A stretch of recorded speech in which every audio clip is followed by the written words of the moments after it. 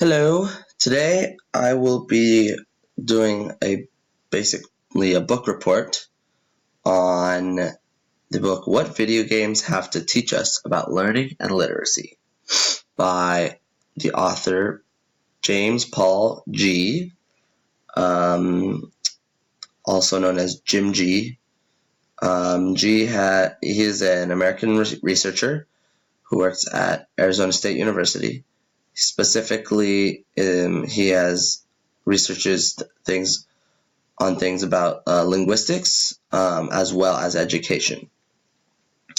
So, and the thesis of the book is, or the book kind of boils down to is that many video games actually teach us a lot, sometimes even better, or have strategies that are better than some of the strategies that are in the classroom when it comes to learning in general and when it comes to literacy.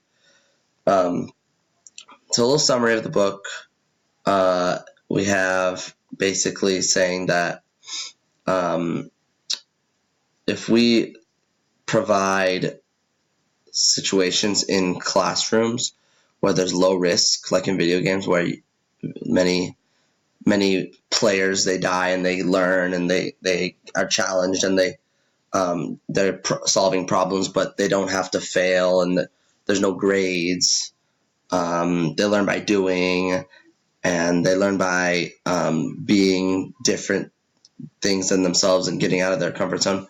All these different things that video games give people are really useful tools for people in real life and in learning. And so really just utilizing some of the video game lessons that are given, just across the board, we can really utilize the same methods in teaching our students. So it really just goes through a couple of different parts of video games and how those parts influence people and how it really helps people learn. So in analyzing the book, I kind of go through there's only like 8 chapters, and each chapter kind of concentrates on a different part. So we've got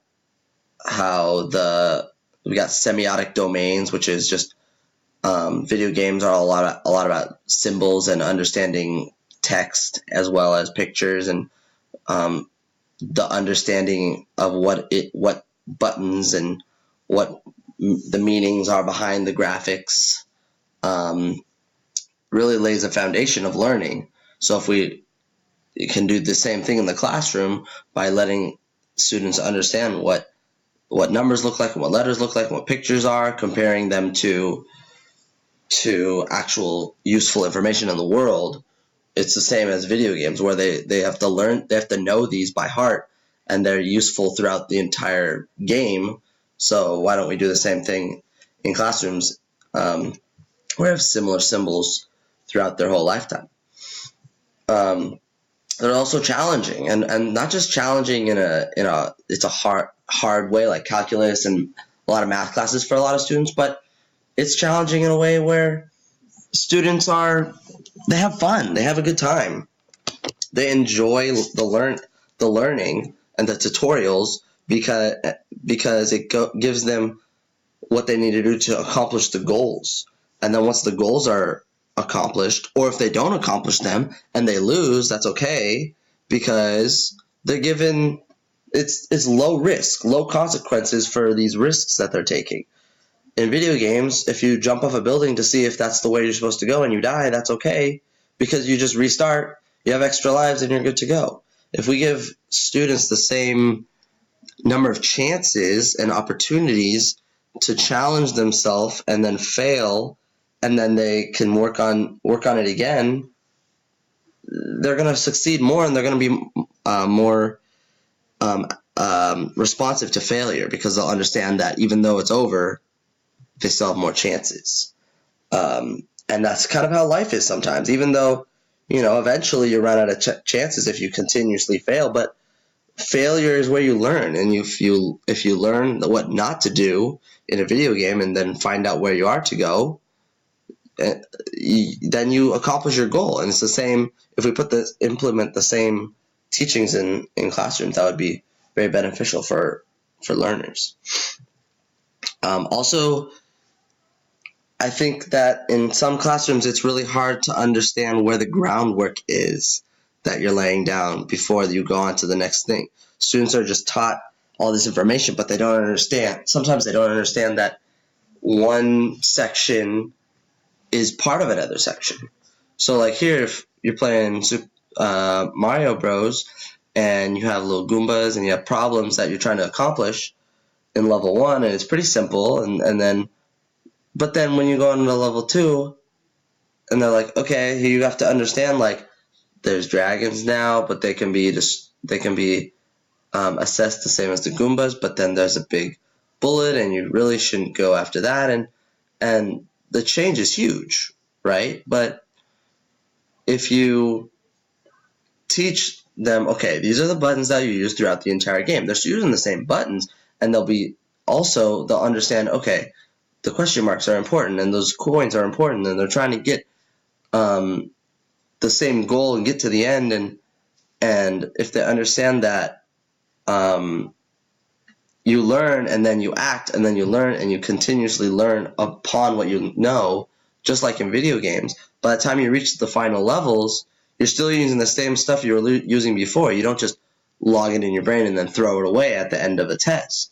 It's constantly being learned, constantly layering and layering and layering until you reach the final level or the final project or whatever in class, right? You then have this final beast to take on, but you have all the skills because you slowly but surely have learned everything you need to know to go on to the next thing. And even without the learning aspect, like the academic part, students learn through experiences. So they're going to be experiencing all these things. In video games, most students don't, or players don't read the instructions. They just learn, or they have fast tutorials. There's no,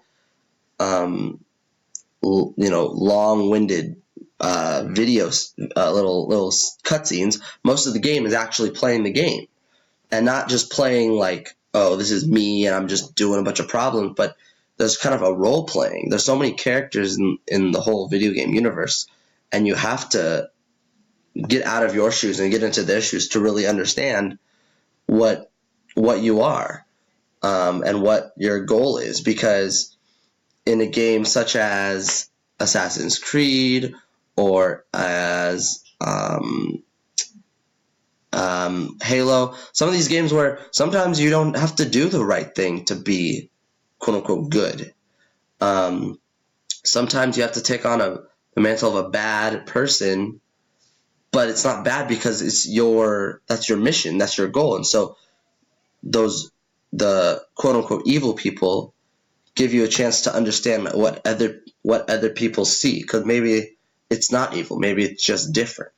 And that's a whole nother type of experiences that kids need to learn. So they're learning these in these games, the ways to relate to other people that aren't like them.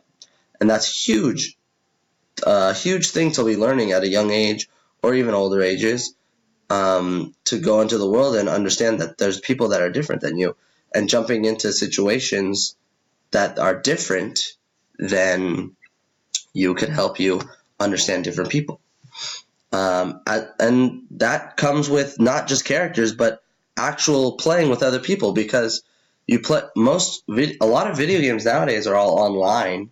You play with people, and not just like against people, but with people, and you're forming clans or groups or chats, and you need to work together and give them clues and hints on how to help you, and how you can help them. And in a classroom, a lot of times sometimes that's considered cheating, and other times it's only in group projects, but then after that it's on your own, and then next thing you know, you're in the real world, and some kids don't have very good social skills to work work with other people. And yes, video games sometimes, well, actually a lot of the times, don't give you social skills because you're looking at a screen so long. But if there's a way to find the same sort of collaboration without the screen, but also with the same intensity and cooperative play, that could be a great medium for learners to really find both what they need to learn, going through the experience, not just learning it out of a book, and working with other people to do the same thing. So I think that there are a lot of things that a lot of positives that can be implemented in that from video games into classrooms, and the crossover there is very obvious. Obviously, there are some bad things about video games, like the screen time, but I think the video games in classroom isn't what G is trying to get at. It's that the principles behind how players accomplish the games and solve the games and accomplish the goals within the game, those are the same kinds of skills that are needed in school and in everyday life. And that's really what classrooms should really be adopting, is giving these students at any age experiences over just talking about the textbooks, and learning on the fly and then applying the information instantly, giving goals that are situationally sound, not just like how many watermelons can this person buy, because most of the time people aren't buying 90 watermelons or spending $15,000 on concert tickets. Situations that are actually applicable to life and applicable to them now could be way more beneficial than some of the information that some classrooms are giving their students right now. So I think that G is really, really onto something here. And I think if we learn from the video game industry and how they assess their problems and how they set up their conclusions and challenges in games, can really benefit a learning environment and a learning classroom.